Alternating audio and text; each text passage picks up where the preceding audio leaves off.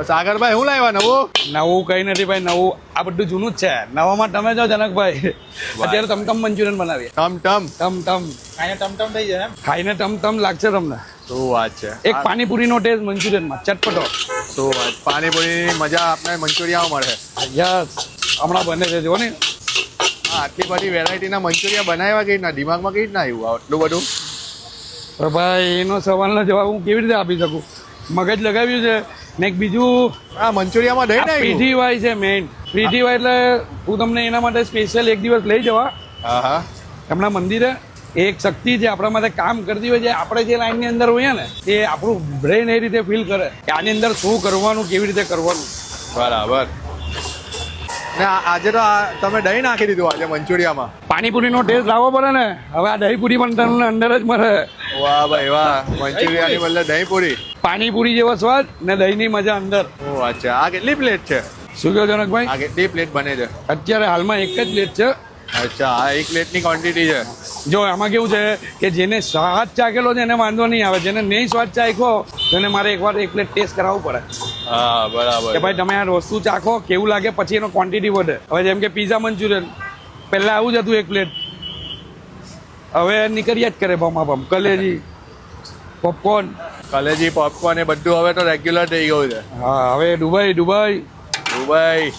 દુબઈનું તો તપેલું બી બની ગયું. જો અત્યારે આ પાણીપુરી બનાવ્યું છે.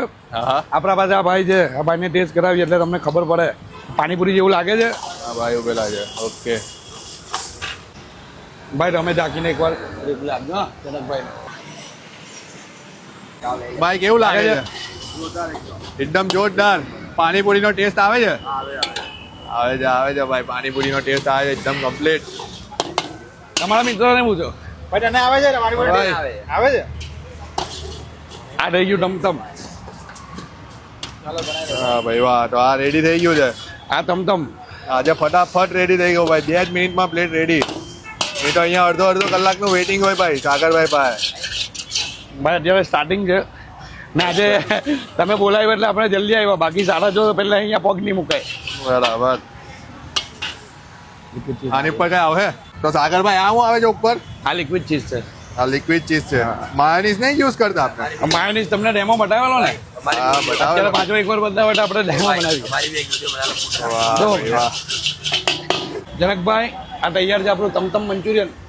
ઓકે. તો આ ટમટમ મંચુરિયા ભાઈ રેડી થઈ ગયા છે. હા ભાઈ વાહ. એકદમ ગરમા ગરમ. વિડીયો જોવા પછી તો લોકો સાયન થી કા ખબર નહીં. પેલા ભાઈ સાયન ઓલપાડ કી કોસમમાં અમરેલીથી આવે છે. હવે એ ભાઈ નું પબ્લિક આવે તો અમારે અમૂલ વાળાને કોન્ટેક્ટ કરવો પડે. દહીં ઘટી નહીં પડે. હવે દહીં માટે તમારે અમૂલ વાળાને કોન્ટેક્ટ. અમૂલ ડેરીમાં જવું પડે. પબ્લિક નો પ્રેમ છે ભાઈ. ના પણ અમારા અહીંયાના હું તો એટલું કહું કે આપણા અહીંયાના જે કસ્ટમર છે બહુ એકદમ મજા આવે એવા. થોડોક ઘણો સમય પણ આપે, મજા પણ આવે, થોડી ગમત પણ કરે. બરાબર. ને અમારા મોદી કાકા આપડા આવશે તમારા ખરવડનગરના અશોકભાઈ. હા. એનાથી થોડી મજા વધારે કસ્ટમર. સાચી વાત છે. તો એકવાર એડ્રેસ બી કહી દો પ્રોપર. એડ્રેસ છે આપણું ઉધના દરવાજેથી તમે સીધા આવશો તમને ખરવડનગર BRTS મળશે. ત્યાંથી તમારે લેફ્ટ ટર્ન લેવાનો છે પર્વત પાટિયાવાળા જવા રોડ પર હનુમાનજીના મંદિરની પાછળ ભાટેના નેર જાગનાથ સોસાયટીની બહાર શાસ્ત્રીનગર પાસે. આ શોપ છે હમસમ ચાઇનીઝ.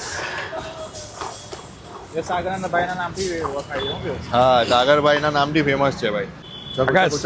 એક બીજી નાવડી લઈને હજી ચક જરી. અહીંયા બાજુમાં અનસમ ચાઇનીઝ છે. પેલા ચાઇનીઝ ખાવાની ને પછી મસ્કા રબડી પીવાની. આપણા અહીંયાની સ્પેશિયલ છે. એકવાર ખાલી ટેસ્ટ કરો ને એટલે એકદમ ક્રીમી લાગે.